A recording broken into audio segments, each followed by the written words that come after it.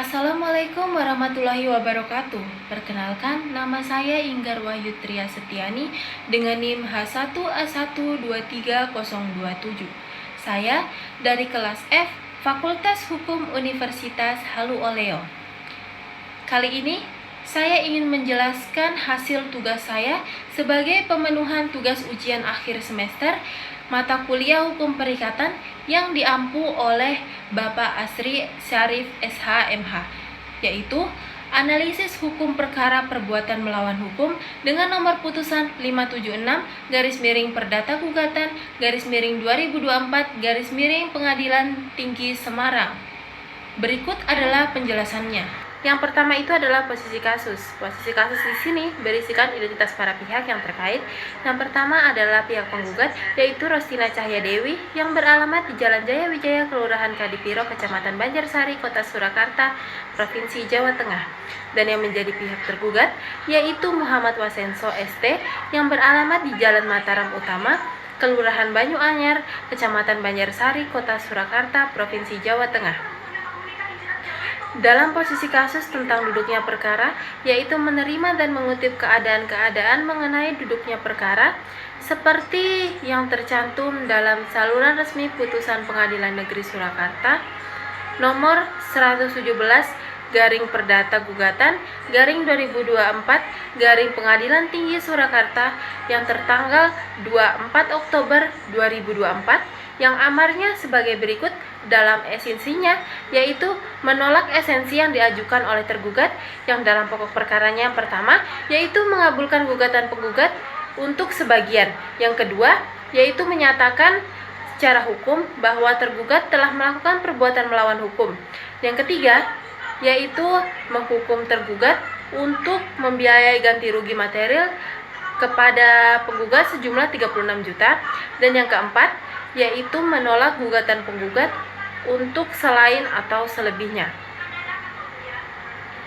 Yang kemudian dalam rekonvensi yang pertama, menolak gugatan penggugat rekonvensi untuk seluruhnya. Kemudian ada pertimbangan hakim yang menimbang bahwa permohonan banding dari kuasa hukum pembanding semula tergugat telah diajukan dalam tenggang waktu dan menurut tata cara serta memenuhi persyaratan yang telah ditentukan oleh peraturan perundang-undangan. Oleh karena itu, permohonan banding tersebut secara formal dapat diterima. Menimbang bahwa dari alasan-alasan banding yang diajukan kuasa hukum pembanding, semula tergugat pada pokoknya memohon yaitu sebagai berikut. Yang pertama, yaitu membatalkan putusan Pengadilan Negeri Surakarta nomor 117 Perdata Gugatan /2024 Pengadilan Negeri Surakarta tanggal 24 Oktober 2024, dan mengadili sendiri, yaitu menolak gugatan kompensasi penggugat konvensi untuk seluruhnya dan atau setidak-tidaknya menyatakan gugatan penggugat konvensi tidak dapat diterima dan mengabulkan gugatan rekonvensi penggugat rekonvensi untuk seluruhnya. Yang kedua, yaitu menghukum terbanding untuk membayar biaya perkara yang timbul dari perkara ini, menimbang bahwa dari alasan kontra memori banding yang diajukan oleh kuasa hukum terbanding, semula penggugat pada pokoknya memohon mengadili, yaitu yang pertama adalah menolak permohonan banding dari tergugat untuk seluruhnya.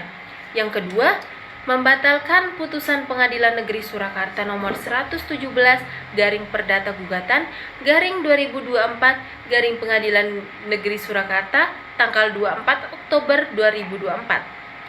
Dan dengan mengadili sendiri, yang pertama, menerima dan mengabulkan gugatan penggugat untuk seluruhnya. Yang kedua, yaitu menyatakan secara hukum bahwa tergugat telah melakukan perbuatan melawan hukum. Yang ketiga, menghukum tergugat untuk membayar ganti rugi material maupun imaterial kepada penggugat. Yang keempat, yaitu menyatakan bahwa putusan ini dapat dilaksanakan terlebih dahulu meskipun adanya upaya hukum. Yang kelima, yaitu menyatakan sita jaminan atas tanah dan bangunan milik tergugat atas tanah dan benda bergerak milik tergugat. Yang keenam, yaitu menghukum tergugat untuk membayar uang paksa sebesar 1 juta rupiah setiap hari tergugat lalai melaksanakan isi putusan perkara ini. Menimbang bahwa tuntutan ganti rugi penggugat dalam konvensi ini berkaitan pula dengan perjanjian kemitraan antara penggugat dan juga tergugat yang merujuk pada bukti surat, yaitu surat perjanjian kemitraan yang dibuat dan ditandatangani oleh penggugat dan pihak tergugat pada tanggal 10 Juni 2021. Pada bukti surat ini, kedua belah pihak baik penggugat maupun tergugat masing-masing bertindak sebagai direktur utama. Yang pihak pertama yaitu Rostina Cahya Dewi adalah direktur utama PT Ladewindo Garment Manufaktur, dan pihak kedua yaitu tergugat Wasenso ST adalah direktur utama PT Manira Arta Rama atau Mataram.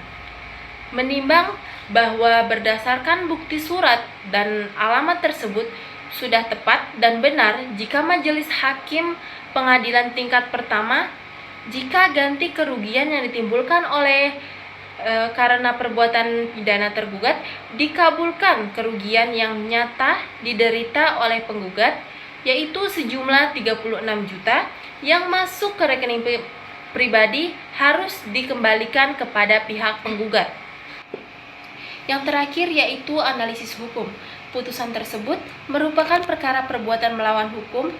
Pasal yang mengatur mengenai perbuatan melawan hukum atau PMH ini terdapat dalam pasal 1365 Kitab Undang-Undang Hukum Perdata yang berbunyi, tiap perbuatan yang melanggar hukum dan membawa kerugian kepada orang lain mewajibkan orang yang menimbulkan kerugian itu karena kesalahannya untuk menggantikan kerugian tersebut.